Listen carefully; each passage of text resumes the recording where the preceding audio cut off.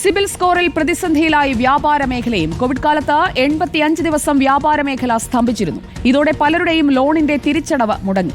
അന്ന് കുറഞ്ഞ CIBIL score മൂലം ഇപ്പോഴും വ്യാപാരികൾ കടുത്ത പ്രതിസന്ധിയിലാണ്. മക്കൾക്ക് വിദ്യാഭ്യാസ വായ്പ പോലും ലഭിക്കുന്നില്ല. പലരും ജപ്തി ഭീഷണിയിലാണ്. ഗത്യന്തരമില്ലാതെ ബ്ലേഡ് പലിശക്കാരെ ആശ്രയിക്കേണ്ട അവസ്ഥയിലാണ് വ്യാപാരികൾ. എന്നെ സംബന്ധിച്ചിടത്തോളം ഞാൻ furniture manufacturers and merchant welfare association എന്ന് പറയുന്ന സംഘടനയുടെ സ്റ്റേറ്റ് ട്രഷററാണ്.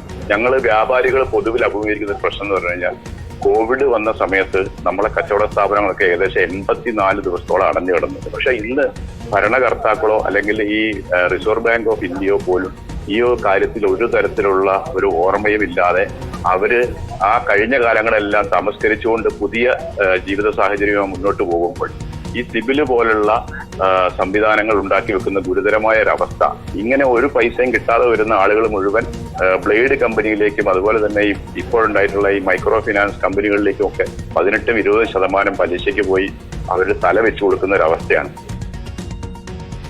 ലേബി സജീന്ദ്രനും TV പ്രസാദുമാണ് നമുക്കൊപ്പം ചേരുന്നത്. തത്സമയം പ്രേക്ഷകർക്കും നിങ്ങളുടെ സിബിൽ സ്കോർ ദുരനുഭവങ്ങളൊക്കെ പങ്കുവയ്ക്കാം. അതിനായുള്ള നമ്പർ നമ്മൾ ഷെയർ ചെയ്യുന്നുമുണ്ട്. ലേബി സജീന്ദ്രൻ, ഗുഡ് മോർണിംഗ്.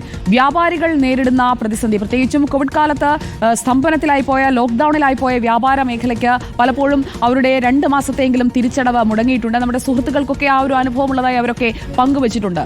കോവിഡ് കഴിഞ്ഞു, വാക്സിൻ കണ്ടെത്തി, വാക്സിൻ എടുത്തു, നമ്മളിപ്പോൾ മുന്നോട്ട് പോവുകയാണ്. പക്ഷേ വ്യാപാരികളുടെ ജീവിതം ആ രീതിയിൽ മുന്നോട്ട് പോകുന്നുണ്ടോ? അന്ന് കുടുങ്ങിയ സിബിലിൽ ഇപ്പോഴും കിടക്കുകയല്ലേ കൂടുതൽ പേരും?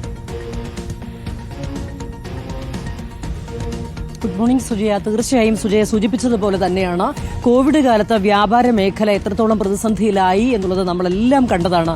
3 മാസത്തോളമാണ് വ്യാപാര മേഖല കേരളത്തിൽ പൂർണ്ണമായും സ്തംഭിച്ചത്. എന്നാൽ അന്ന് പോയ സ്കോർ ഇതുവരെ വ്യാപാര മേഖലയ്ക്ക് തിരിച്ചു പിടിക്കാനായിട്ടില്ല.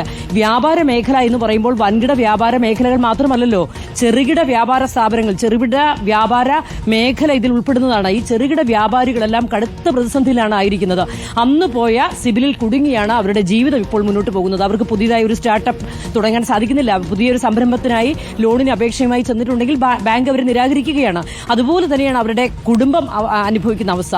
ഒരു വിദ്യാഭ്യാസ വായ്പ എടുക്കാൻ ഇവരുടെ കുട്ടികൾക്ക് കഴിയാത്ത സാഹചര്യമാണുള്ളത്.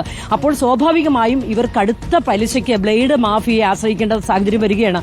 പലരും ഇപ്പോൾ കേരളത്തിൽ ജപ്തി ഭീഷണിയിലാണ്.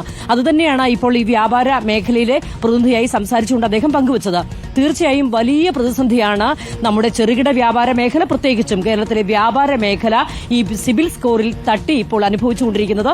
ഇവരുടെ എല്ലാം ആ കാലത്ത് വായ്പ തിരിച്ചടവ് എല്ലാവരുടെയും മുടങ്ങിയതാണ്. അന്ന് മുടങ്ങിയ സ്കോർ, ആ സ്കോറിൽ തട്ടി ഇപ്പോഴും ഇവരുടെ ജീവിതം പ്രതിസന്ധിയിലാകുന്നു എന്നുള്ളത് വലിയ നീതി നിഷേധം തന്നെയാണ് സുജയ പാർവതി.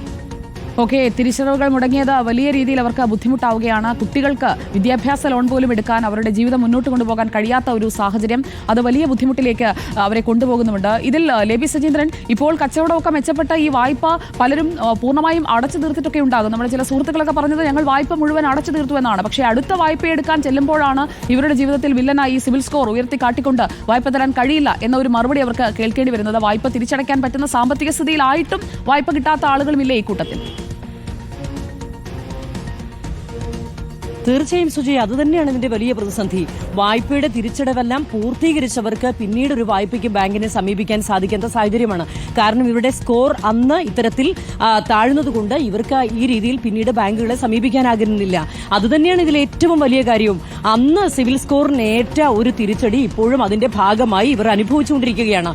ഇപ്പോൾ ചെറുകിട വ്യാപാര മേഖലയിലുള്ളവരൊക്കെ ഈ ലോൺ പൂർത്തീകരിച്ചവരെല്ലാവരും തന്നെ വീണ്ടും ഒരു പുതിയ സംരംഭം തുടങ്ങാനോ അല്ലെങ്കിൽ വ്യാപാര മേഖലയിൽ കൂടുതൽ നിക്ഷേപം ഇടാനോ ഒക്കെയായി ഏതെങ്കിലും രീതിയിൽ ഒരു ലോണിനായി സമീപിച്ചിട്ടുണ്ടെങ്കിൽ ഇവരെ പൂർണ്ണമായും തഴയുന്ന അവസ്ഥയാണ് കേരളത്തിൽ ഇപ്പോൾ ഉള്ളത്.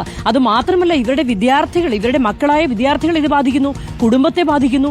അത്തരത്തിൽ വ്യാപാര മേഖലയെ നേരിട്ട് ഈ സിബിൽ സ്കോർ ബാധിക്കുന്നു എന്നുള്ളത് തന്നെയാണ് ഈ ഘട്ടത്തിൽ എടുത്തു പറയേണ്ട കാര്യം. വലിയ നീതി നിഷേധമാണ് അത്തരത്തിൽ ഇപ്പോഴത്തെ വ്യാപാര മേഖല പൂർണ്ണമായും കേരളത്തിൽ അനുഭവിച്ചുകൊണ്ടിരിക്കുന്നത് സുജയ. ഓക്കെ ലേബി, അതൊരു പ്രധാനപ്പെട്ട വിഷയമാണ്.